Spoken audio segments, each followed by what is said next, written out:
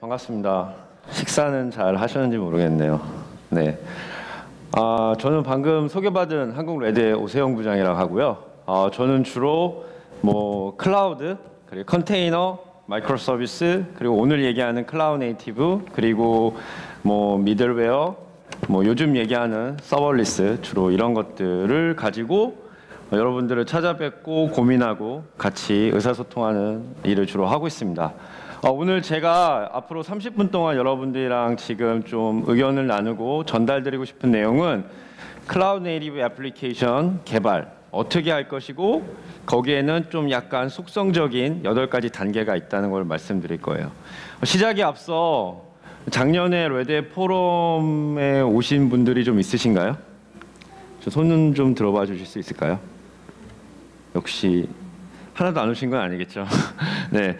작년에 레드 포럼에 제가 그 엔터프라이즈 애플리케이션으로 가는 6가지 단계에 대해서 이렇게 1시간 동안 설명을 드린 적이 있습니다. 오늘은 1년이 지난 후에 이제 어느 정도 바뀌었고 그 6단계가 8단계로 이제 좀 진화한 거에 대해서 말씀을 드리도록 하겠습니다.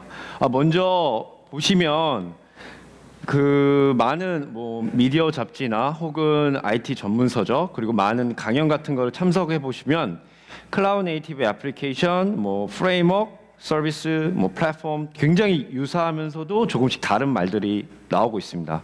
이거를 처음에 한번 좀 더 설명을 드리고 싶었고요.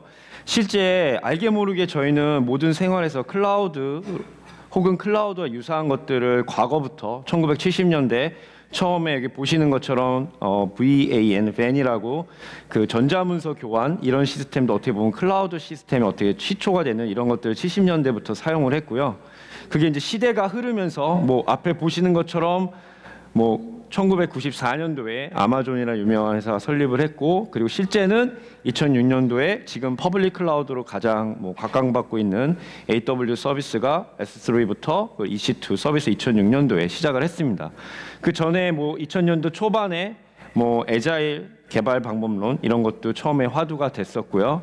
그리고 2009년에 보시면 자바 엔터프라이즈라고 현재 한국에서도 가장 자바 애플리케이션을 많이 개발하시고 있는데 저도 저 당시에는 열심히 자바 개발자로 일하고 있었습니다.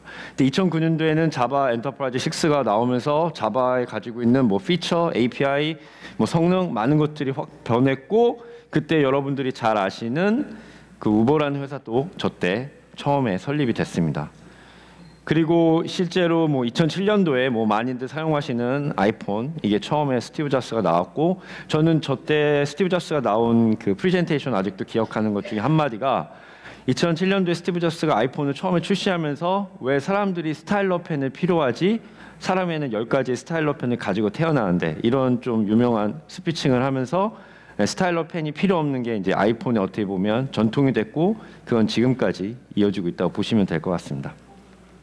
2010년도에 보시면 넷플릭스라는 게 처음에 클라우드 네이티브라는 어떤 말을 처음에 시장에 화두를 던졌고요. 그 다음에 2012년도에 마이크로 서비스가 서드웍스에서 처음에 나왔고 14년도에 유명한 마틴 파울러라는 사람이 좀 디파인을 새로 했습니다. 그리고 그 사이에 컨테이너 기술인 다커라는 회사 처음에 2013년도, 그것이 2014년도에 세상을 바꾼 쿠버네티스가 세상에 나왔죠. 이런 식으로 70년대부터 오늘에 이르기까지 클라우드 서비스, 클라우드 컴퓨팅, 그리고 클라우드 어떤 프레임워크, 플랫폼 이런 것들은 중간중간에 보시는 것처럼 계속 우리 생활 속에, IT 속에 녹여들어 있었습니다. 자, 그러면 왜 요즘 들어서 모든 회사들이 이런 클라우드, 여러 가지 기술들을 왜 이렇게 관심 있어야 되고 특히 그런 C 레벨의 그런 높으신 분들이 더 관심이 있을까요? 그거는 이제 요즘 얘기하는 디지털 비즈니스 혹은 디지털 이코노미라고 하는 것들이 이제 더 이상 남의 얘기가 아니라 이런 걸 하지 않으면 경쟁사들 대비 뒤처지기 때문에 근데 그런 거에 어떤 이렇게 좀 그 트리거 역할을 했던 것들이 이 크게 이 네 가지 영역에서 많이 시작이 됐습니다. 2000년 초반에 모바일 저도 이렇게 스마트폰을 쓰고 있는데요. 이 스마트폰을 사용하기 전에는 모든 사람들이 PC에서만 어떤 의사소통을 하고 커뮤니케이션 했는데 스마트폰이 생기면서 뭐 이제는 뭐 스마트폰을 가지고 뭐 비대면 서비스는 같은 디지털 뱅킹 시대가 열렸고 실제 뭐 현물이나 이런 것들이 필요 없는 세상으로 점점 가고 있고요. 클라우드 뭐 아이아스 클라우드, 파스 클라우드, 뭐 사스 클라우드 다양한 서비스 모델의 클라우드 서비스들이 나왔고 그리고 모든 것들이 오픈 소스 기반의 과거에는 특정 솔루션을 소프트웨어적으로 내가 만약에 사용하고 싶으면 어떤 특정 회사 뭐 레드햇은 오픈 소스라고 쓰니까 레드햇이 아닌 어떤 회사들한테 이런 새로운 기능을 쓰고 싶습니다. 그런 제품이 있을까요? 그런 솔루션이 있을까요? 그런 건 언제 새로 출시가 될까요? 이렇게 기다리는 방법밖에 없었는데 요즘은 오픈 소스는 누구든지 접근해서 누구든지 개발하고 누구든지 개선하다 보니 그런 리드 타임이 훨씬 짧아지고 성숙도와 그다음에 만족도가 높아지고 있는 겁니다. 이 세 가지 모바일 그리고 클라우드 오픈 소스를 가지고 새로 만드는 회사들이 굉장히 시장에 많아졌습니다. 뭐 일명 스타트업이라고 하는 회사들이 많았고 앞서 보여드렸던 히스토리의 우버, 에어비앤비 같은 회사들이 이 세 가지를 가지고 잘 비즈니스를 성공시킨 회사는 거죠. 그리고 이제 IoT 이제 모든 뭐 모바일 스마트폰에서부터 무슨 이런 디지털 카메라 심지어는 집에 있는 무슨 냉장고 이런 것들이 모두 다 IoT 어떤 그 주변 장치가 되면서 거기에서부터 수많은 데이터가 게더링됐고 그걸 가지고 또 다른 비즈니스를 창출할 수 있는 새로운 비즈니스 모델을 만들고 그러니 연관되는 거는 클라우드, 빅데이터, 머신러닝, 딥러닝 이런 것들이 같이 화두가 되고 있었습니다. 자, 그럼 앞으로는 어떤 일이 있을까요? 이거는 2016년도에 가트너가 실제 조사에서 보고한 내용인데 2020년도 이제 불과 2년 정도밖에 안 남았죠. 이때까지 260억 이상의 디바이스들, 뭐 스마트폰, 뭐 아이패드 같은 패드, 뭐 여러 가지 디지털 가젯 같은 것들이 뭐 애플리케이션, 모바일 다 합쳐서 그런 것들이 서로 커넥션이 생길 거고 실제 215조 이상의 그런 커넥션들은 굉장히 안정적으로 서비스가 될 거다. 그리고 그런 것들이 어떻게 변하냐? 매 초마다 6,300만 건의 새로운 커넥션이 만들어진다. 이 말은 결국 앞으로는 과거의 물리 서버와 가상화 기술로 뭔가 처리하던 그런 캐퍼시티를 넘어서서 클라우드 기반의 빅데이터나 머신러닝 같은 것들이 이제 선택이 아닌 필수가 된다고 이해하시면 될 것 같고요. 그러면 오늘의 주제처럼 클라우드 네이티브 과거에는 이런 클라우드 네이티브란 말이 없었어요. 왜냐하면 클라우드라는 기술이 없었으니까. 그래서 예전에 만든 소프트웨어 기술, 예전에 만든 소스 코드를 가지고 클라우드 환경에서 내가 뭔가 마이그레이션해서 사용하려고 하면 잘 맞지 않는 옷을 저는 미디엄 사이즈를 입는데 엑스라지를 오버핏으로 입은 것처럼 안 맞는 거예요. 그러면 클라우드 아키텍처, 클라우드 솔루션에 가장 적합하게 거기서 태어난 것들이 클라우드 네이티브인 겁니다.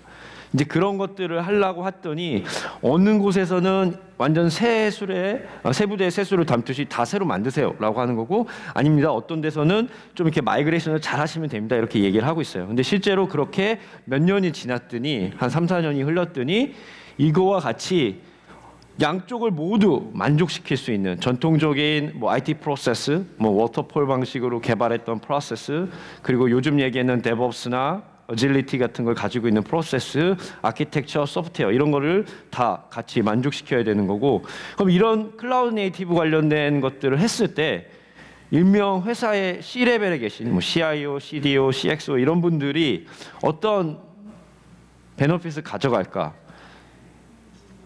작년에 그 MIT 쪽에서 조사한 내용에 의하면 이런 것들을 하는 회사들은 전통적인 비즈니스를 하는 회사보다 최소 26% 이상의 시장 경쟁력을 갖출 수 있고 그걸 통해서 마켓에서 보통 경쟁사 대비 12% 이상의 그 마켓 밸류를 가져가고 결국에는 이런 데이터를 기반으로 평가를 기반으로 9% 이상의 어떤 비즈니스 레베뉴를 창출할 수 있다.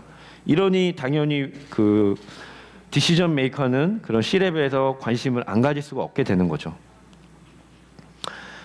자, 클라우드 네이티브 애플리케이션은 뒤에서 계속 오늘 설명드릴 거지만 위에 보시는 것처럼 애플리케이션 서비스라는 부분이 있고 인프라스트럭처 서비스라는 두 가지 큰 영역이 있습니다.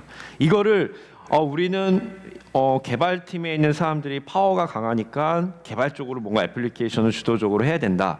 왜냐하면 클라우드 네이티브 애플리케이션 개발이니까.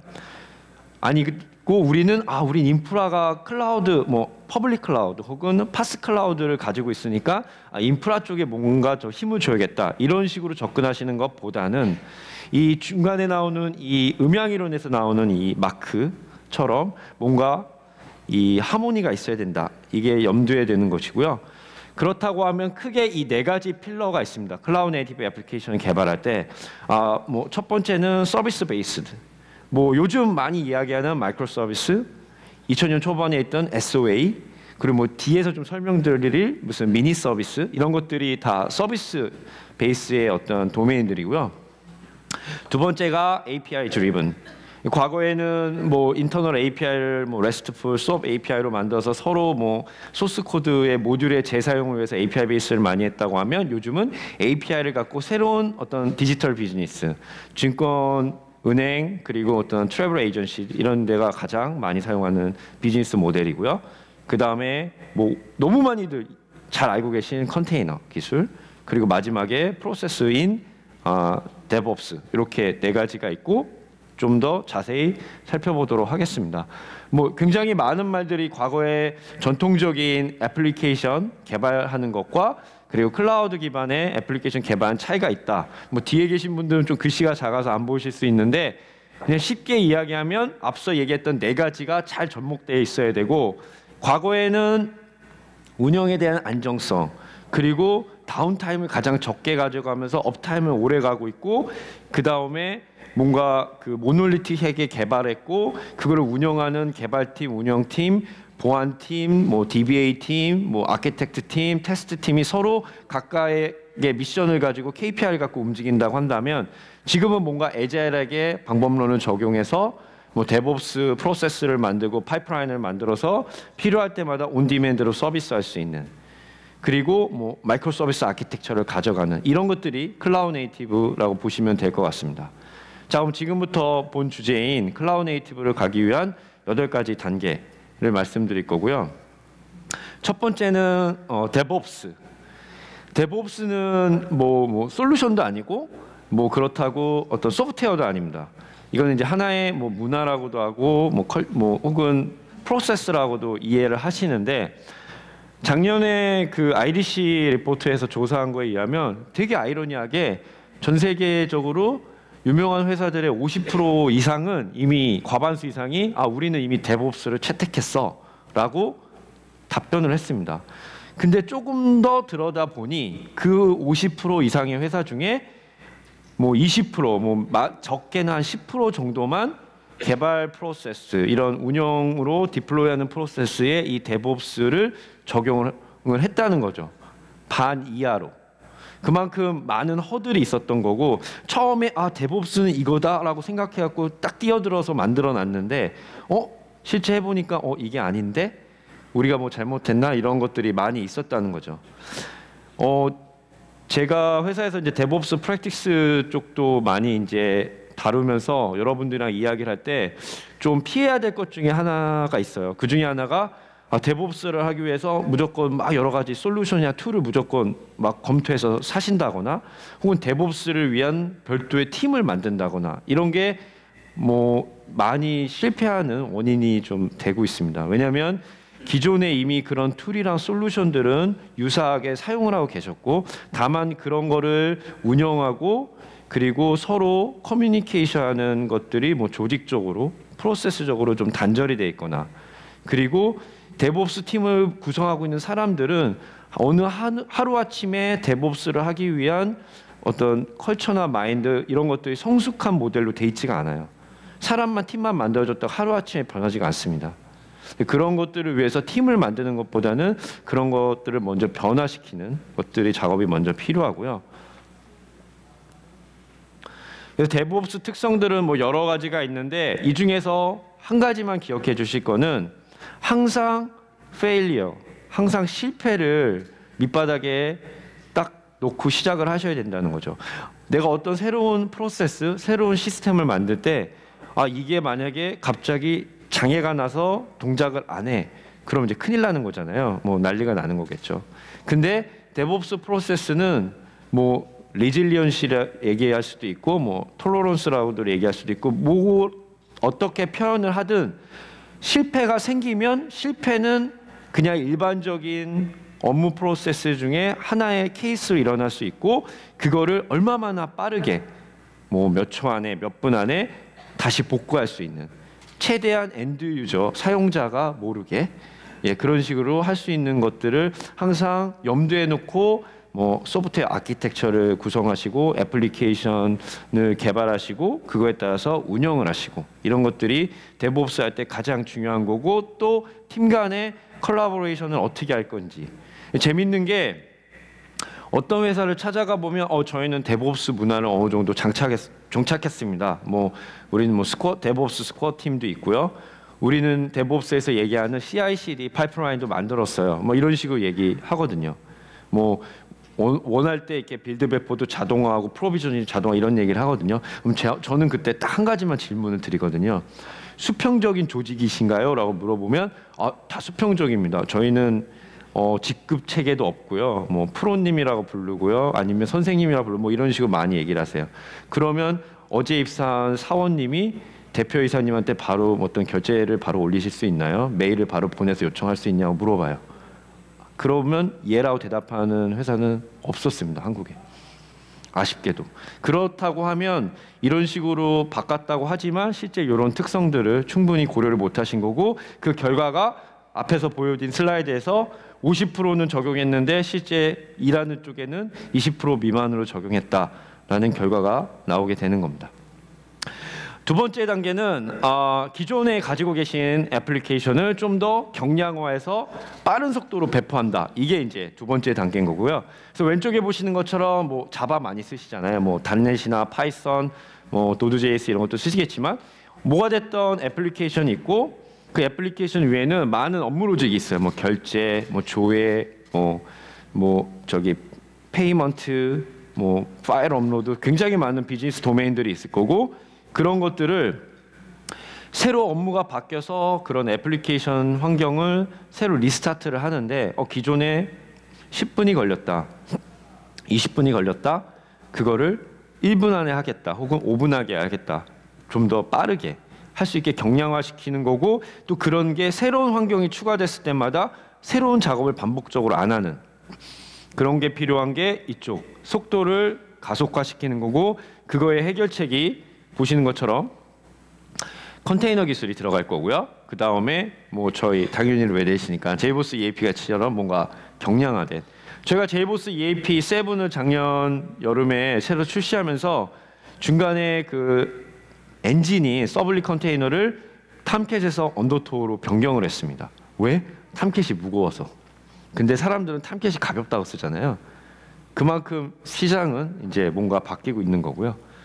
그렇게 시작을 한 다음에 보시는 것처럼 왼쪽은 아직도 막 많은 업무, 뭐 주문, 평가, 뭐 물류창고 관리, 뭐 카탈로그, 웹 애플리케이션 여러 가지 비즈니스를 가지고 있는 모듈들이 나름 모듈화해서 이렇게 만들어졌다고 하면 경량화는 시켰으나 아직도 개선할 포인트는 많고 이거를 빅뱅 방식으로 바꾸는 게 아니라 오른쪽에 보시는 것처럼 새로운 비즈니스 서비스가 들어오면 그거를 하나씩 클라우드 네이티브 아키텍처에 맞게 아까 그 특성들을 고려해서 하나씩 애드온을 하고 과거에 있는 애플리케이션이랑은 가급적이면 서비스 베이스드, 뭐 API 베이스드로 이렇게 서로 커뮤니케이션 할 수 있게 만들어주는 겁니다.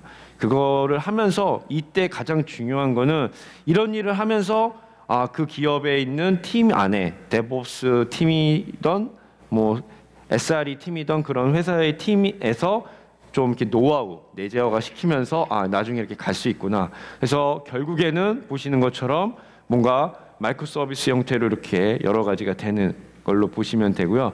또 하나는 처음에 히스토리에서 얘기하는 넷플릭스가 마이크로 서비스의 시대를 열었거든요. 많은 뭐 그런 마이크로 서비스 관련된 프레임워크들 그런 뭐 서비스 디스커버리, 서비스 레지스트리 뭐 그런 여러 가지 클라이언트 베이스 로드 밸런싱 이런 것들에 대한 프레임워크를 내놨고 그렇게 만들면서 한 가지 좀 아쉬운 점은 모든 게 애플리케이션 코드 자바에 다 들어가 있었습니다. 자바 이외 랭귀지는 처음에 지원도 안 했고요.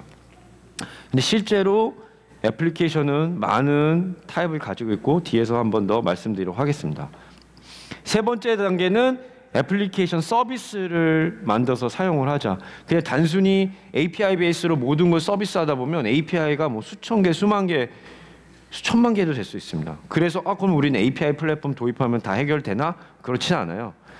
보다 기능, 도메인 베이스로 뭔가 서비스화 시키는 거죠. 뭐 메시징 서비스, 데이터 캐시 서비스, 뭐 모바일 서비스, 그리고 뭐 비즈니스 자동화 서비스, 데이터 가상화 서비스. 과거에는 데이터를 하나의 통합 DB로 물리적으로 묶었다고 하면 지금은 필요한 그런 데이터 형상만 이렇게 스냅샷을 떠서 데이터 가상화. 그리고 요즘 이야기하는 서버리스까지 모든 건 API 베이스, 펑션 베이스로 이렇게 서비스화를 하는 게 좋다. 네 번째는 앞서 2단계 때 말씀드린 것처럼 비즈니스 요건에는 각각의 필요한 적합한 툴이 있습니다. 우리는 프론트엔드는 자바스크립트로 개발하는데 백엔드는 자바 엔터프라이즈고 우리는 스테인리스 애플리케이션이 아니라 스테이플 애플리케이션이야. 뭐 이런 식으로 요즘 머신러닝이나 딥러닝에서 각광받는 파이썬이나 R 랭귀지 같은 이런 것들을 사용하실 수도 있고 뭐 버텍스 같이 리액티브 프로그램, 뭐 과거에는 이런 동시 접속자 수를 해결하기 위해서 뭐 웹서버를 막 증설하고 애플리케이션 서버를 증설하고 혹은 뭐 엔진엑스 같은 뭐 비동기적 뭐 웹서버를 넣거나 지금은 이런 노드.js나 버텍스가 이런 리액티브 프로그램에 가장 적합한 프로그램 랭귀지면서 동시에 런타임 환경이 이런 것도 사용하실 수 있어요. 모든 비즈니스 요건에 우리는 자바만 개발해야 돼, 우리는 C만 해야 돼, 우리는 고 프로그램 랭귀지만 해야 돼 이런 규칙은 없거든요.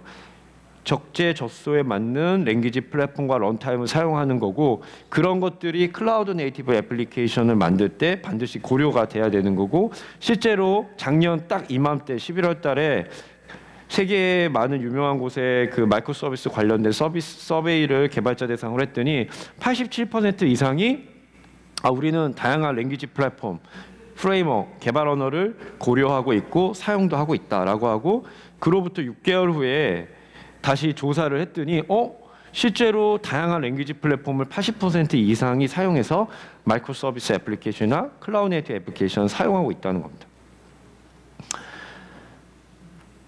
다섯 번째는 셀프 서비스. 뭐 너무 많이들 들으셨을 거고요. 과거에 뭐 누구 인프라 부서에다가 결제를 올려가지고 우리 가상머신 하나 받겠습니다. 뭐 물리 서버 하나 받겠습니다. 받아가지고 소프트웨어 설치하고 보안 프로그램 설치하고 기타 등등등 이렇게 하는 게 아니라 누구든지 그 웹 베이스의 웹 UI 베이스의 셀프 서비스 포탈에 들어가서 몇 번에 클릭하면 딱 원하는 환경이 만들어지고 필요 없으면 웹 UI에서 삭제 버튼 누르면 없어지는 티켓이 없는 셀프 서비스 포탈 이런 것들이 반드시 필요하고요. 여섯 번째 단계는 배포의 속도를 가속화하기 위해서 오토메이션은 필수다. 뭐 오늘 오후에 저희 뭐 앤서블 같은 오토메이션 세션도 있을 거고요. 오토메이션은 그러면 어디에 해야 되나요? 뭐 인프라 서버 업그레이드 할 때 하나요? 아니면 애플리케이션 서버가 100대인데 100대에 있는 무슨 디렉토리 밑에 있는 파일을 업데이트 할 때 쓰나요?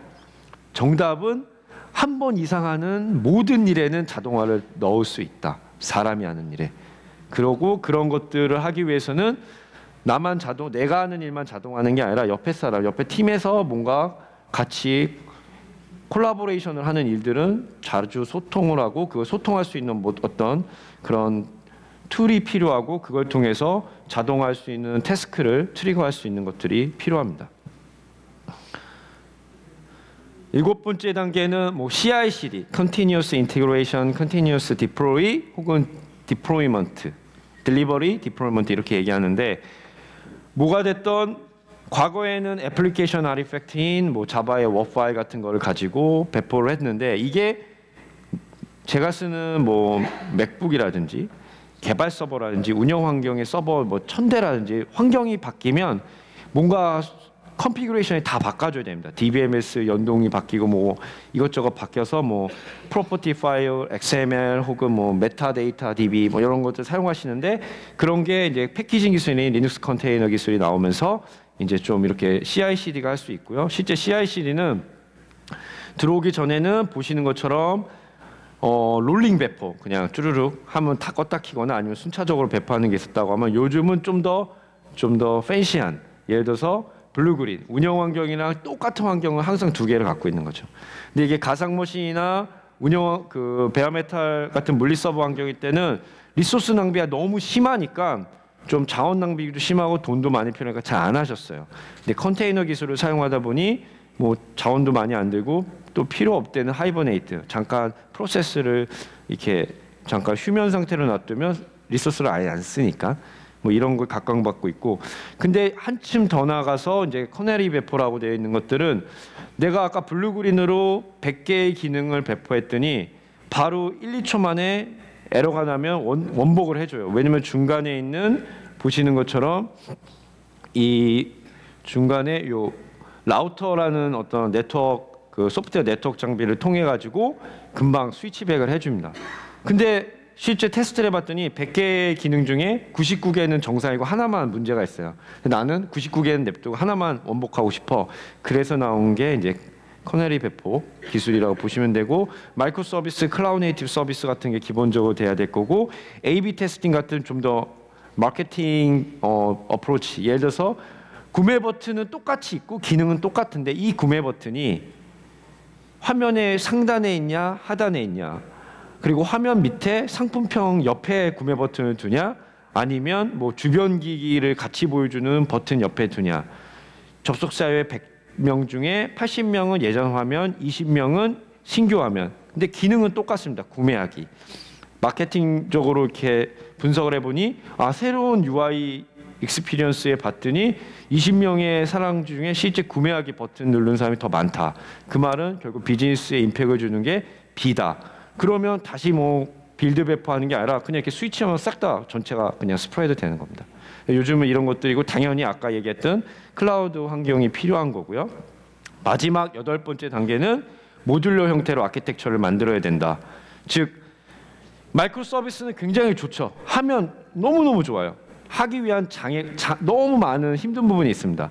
애플리케이션 로직 이외에도 어떤 non-functional capability인 뭐 서킷 브레이커, 서비스 디스커버리, 레지스트리 뭐 이런 스마트 어떤 인텔리전스 라우팅 뭐 되게 많은 것들을 신경 써야 되고 그게 너무 어려우니까 마틴 파울러라는 유명한 사람이 모놀리틱 퍼스트라는 약간 그런 새로운 대안을 제시했습니다. 저건 뭐냐면 마이크로 서비스로 가고 싶지만 갈 건데 그 전에 먼저 모놀리틱 예전처럼 디자인을 먼저 해라. 근데 그 디자인을 아키텍처를 하는 게 아니라 비즈니스 도메인을 먼저 잘 봐라. 그리고 필요한 부분, 가벼운 부분만 옆에다가 마이크로 서비스처럼 좀 모듈화 해라. 그러면 우리가 비즈니스 도메인을 다시 한번 들여다보겠다 보니 향후에 어떻게 마이크로 서비스로 가는지에 대한 노하우가 생기고 그 중간 단계로 미니 서비스 몇 개의 마이크로 서비스를 여러 개의 하나의 애플리케이션 서버에 띄워서 마이크로 서비스 여러 개를 한 번에 태우는 대신에 조금 더 모놀리틱보다 가벼운 이런 것들이 있는 거고요. 자, 그래서 클라우드 네이티브 앱 개발은 이렇게 8가지 단계가 있고 그럼 이런 것들을 언제 그 회사에서 고민하냐? 크게 4가지의 단계인데 뭐 첫 번째는 애플리케이션 배포를 빠르게 하고 싶다. 뭐 이 100년 이상 된 미국의 이 키뱅크는 뭐 비대면 서비스, 디지털 뱅킹 같은 경쟁사가 나오니 경쟁사들은 막 새로운 서비스를 빨리빨리 내놓는데 우리는 3개월이 걸린다고 12주. 그래서 여기도 이런 컨테이너, 데브옵스, CI/CD 그리고 IT 오토메이션 같은 걸 도입해서 결국 일주일로 줄였습니다. 이 회사는 지금 다시 한번 그 이노베이션을 하고 있습니다. 일주일 걸리던 거를 하루 걸리게 만들려고. 자, 두 번째 유스 케이스는 그 기존의 거를 지금 걸로 마이그레이션 하는 게 아니라 좀 모더니제이션 하는 거고요. 호주의 이 증권거래소 같은 경우는 이런 또 비슷한 이 클라우드 네이티브 애플리케이션 개발 방법론과 아키텍처를 해서 실제 60배 이상의 애플리케이션 서버를 패칭하고 재가동하는 시간을 단축한 경우라고 보시면 될 것 같습니다. 자, 세 번째는 요즘 얘기하는 모던 아키텍처, 아예 그냥 처음부터 클라우드 네이티브 마이크로 서비스로 시작하는 거고, 뭐 잘 아시다시피 인천공항 다음으로 유명한 암스테르담의 스키폴 공항 같은 경우는 이런 기술들을 API 베이스, 마이크로 서비스, 서비스 베이스드, 컨테이너 기술, 클라우드 그리고 데브옵스 방법론을 적용해서 경쟁사 대비 50배 이상 개발을 빨리 할 수 있게 그런 결과를 가져갔습니다. 마지막으로 헤리티지 뱅크 호주의 이 은행은 가장 중요한 거는 바로 이 사람이다. 뭐가 됐던 새로운 기술과 소프트웨어, 방법론, 툴 다 도입하더라도 사람이 이거를 따라갈 수 있어야 되고, 사람을 어떻게 한번 더 하이 퍼포머로 만들 것인가, 이런 것들에서 결국은 비즈니스 이노베이션하는 그런 4가지 케이스로 진행할 수 있고요.